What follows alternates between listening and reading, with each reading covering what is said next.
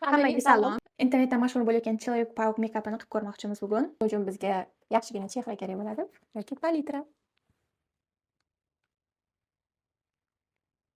Okey, men bu yerni kuzatib turaman, keyin bu yerdan qora chizaman. Yarim kechasi qilayotgan ishimizni. Ertaga soat 6 da turadi odamlar. Что-то tekst chiqmayapti-da bizniki. Biz hozir rangni kelisha olmayapmiz. Meniki to'q deyapman. Buniki och. Yana ozgina bo'yash kerak. Nima deb o'ylaysizlar? Bo'yaymiz.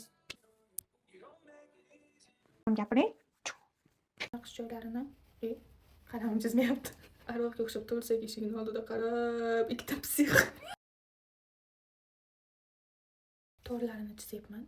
Lekin cho'ttonlikda ketyapti. Tutorial sizlarga chizayotganda birinchi uzun chiziqlarni chizib olinglar, keyin to'lqinni chiqarasizlar. Shunda sal akkuratniroq chiqarkan. Men bu yog'ini xato qilib buzib qo'ydim. Bu opa ninjaga o'xshasa ham, lekin to'g'ri ketyapti. Ayting, ovotadim-ku. Mana nima bo'lib qoldi? Klak. Click or clack? Clack. Bu bizani final natijamiz. Yoqqan bo'lsa 1 dan 10 gacha baho beringlar. Shartmi? Yo'q.